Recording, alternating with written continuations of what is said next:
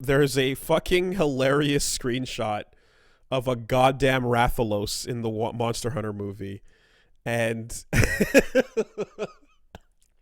some some basic math here indicates that apparently we're looking at a Rathalos that is the width of a football field. Or 55-meter or 170-foot Rathalos. It is the width of a football field, and that is what we're doing now. I can't. Giant kaiju monster. I can't. Nothing. Monster Hunter is already silly and dumb. But at least the monsters are maximum, on average, the size of an elephant. Right? Well, so I went to check, actually, and Rathalos on average, I mean, because there's the growth sizes that are the crowns, but the actual measurements is from head to tail, a Rathalos should be about 20 feet. Yeah. So this thing is like 8.5 times larger, right? What are you going to do with your knives? Yeah. And then when you have to kill Zora Magdaros, that's a big cinematic moment. And yes, Zora's there, Dalamudar is there, Jen Moran, etc., etc., etc. There are kaiju-sized monsters. God, fuck Dalamudar.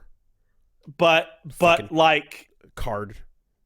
Wipes the board in Teppen. Come on, it's supposed to be a T-Rex. That's what Monster Hunter really is, guys. What if you had a big sword and fought a T-Rex? Dinosaur Hunter. Sure. Most fights are fighting something that you can jump on and kind of straddle and stab, right? That's the impression I got, is everything is at a size where you can kind of get on its head or its neck and do some damage, but it's not like you are fighting a colossus of nonsense, with the exception of those ones you've mentioned, yes? Right. So yeah, that's funny. That picture is really funny. It's like the human being standing next to it is like a dot. What is a fight scene gonna look like? Just stabbing its fucking toes? Godzilla-sized Jagras rolling through. Let's get it. Also, remember that movie is made by immoral scumbags that horribly maimed one of their stunt people and then ripped her off on the reparations for her. Did she lose a limb?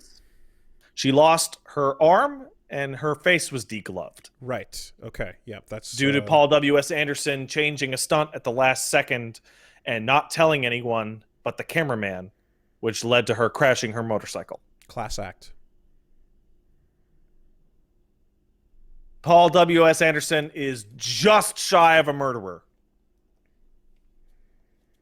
And only by circumstance.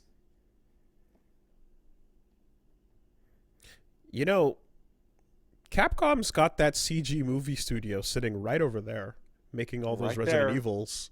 Making those terrible Resident Evil movies. It's As right somebody there. who's watched almost all of them, let me tell you, bad. Yeah. But that's about all I was going to talk about. You got something else before? I have two more stories. One is Capcom is making another Resident Evil movie. Oh, boy. Not the Netflix. Without Paul W.S. Anderson. Oh, live action movie. Yes. Oh. They put out the cast list, which seems fine. And it is apparently going to be a reboot of a more grounded, straight adaptation of Resident Evil 1. Yeah, of course. That's with a horror movie director who directed a mediocre movie about killer sharks called 47 Feet Below. I could see this landing and not really upsetting too many people, but ultimately not making a ton of waves like, say, Silent Hill. I'm just going to say, man, it would be really difficult to disappoint me at this point. Mm-hmm. Like the fucking Resident Evil series of movies on both ends of it have been so terrible Mm. that even a kind of bad one would be a godsend. I In mean, fact, if it's directed well but the acting is terrible, great. Honestly, that would be just great. that would be accurate. I don't. I've been going off on this a little bit recently, and it comes up every now and then, and I kind of have to, like refresh the subject matter. But like, I mean, do you even care about adaptations of that franchise, though? I I Do you I still care? Does it matter so to you? here's the problem with Resident Evil movies. The answer would obviously be no, except the fact that the script for the Romero directed Resident Evil 1 got out and it looked pretty decent. And the only problem Capcom had with it was that it focused too much on the zombies and not enough on the monsters. So Hmm. there was a sequence of events that happened that could have been Mm-hmm. at least Mm-hmm. possibly good, right? Mm-hmm. Because it's just So that like dangling thing yeah. We've already hurt. I already talked about like how movies don't have to be the peak of medium, and we don't have to treat them as the fucking the ultimate, like, oh, thank God the silver screen has descended from on high Mount Olympus to adapt my favorite thing and show it to the world. Oh yay. Like, fuck that. I don't care, right? I It well, it have you is ever seen well you ever seen the Resident Evil 1 cutscene where like Chris laughs at Wesker and says that he's pitiful? no. So let me find that. Chris, you're so it's terrible. The acting in it is terrible. Hmm. And it's literally the ultimate life form. Ha ha ha, Wesker, you're pitiful. And Wesker goes like, Chris, come on, like stop it. Stop it. Like Mm. for real. It's so embarrassing. That's what I wanted. Mm. That's what I always wanted. I wanted a B movie. Mm-hmm. But because it's a big property, we'll never get a B movie. Mm-hmm.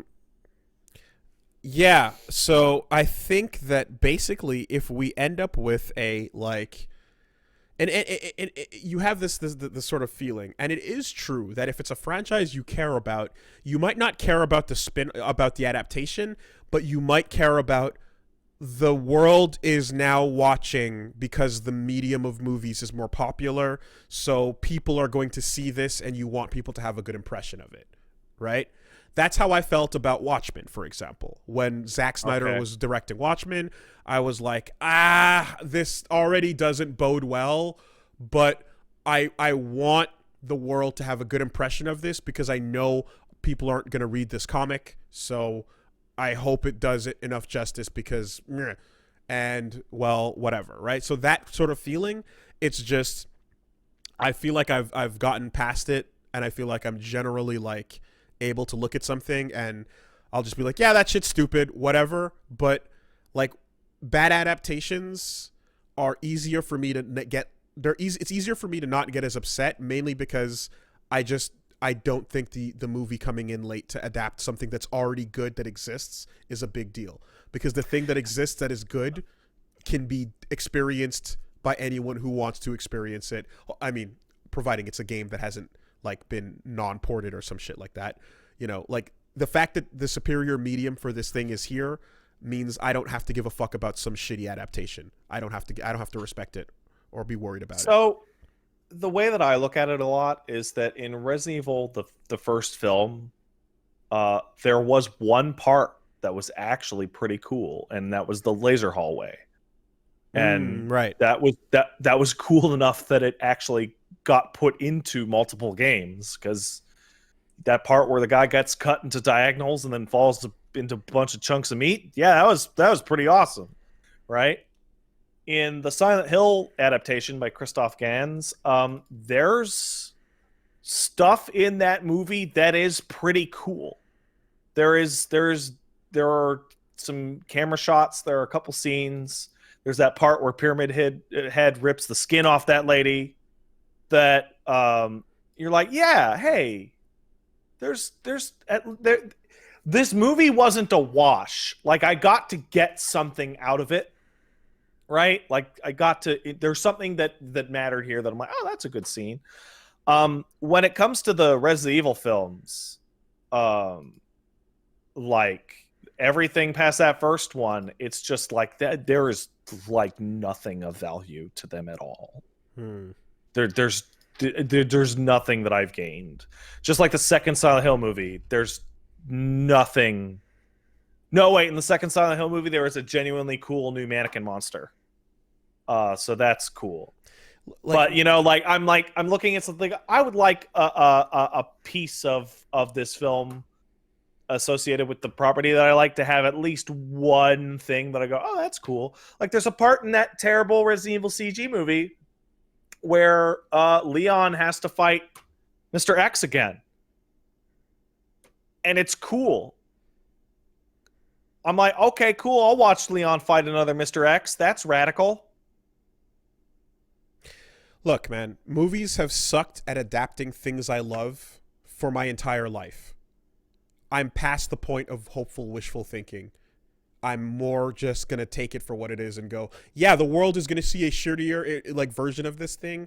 I hope, if anything, I can be like, well, at least now the book or game will be on the front shelf of Chapters or your game shop, and people will be like, oh, as adapted into that thing, and then you can go look at the better version. That's about it. Like whatever turns into a movie is going to be at the front of the bookstore, and maybe you'll take a look at it that way. But the more that I think about it, the more that I think about how Resident Evil might be unadaptable, because the single highest point of tension in a Resident Evil game is often relegated to, at best, maybe a total of 40 frames in a film, and that is the part when a character looks at their gun and a handful of bullets and shoves them into their pockets. In the games, that is the most stressful part of the entire experience. But in a film that plays like shit, and there's no way to get across, oh, my inventory. Yeah.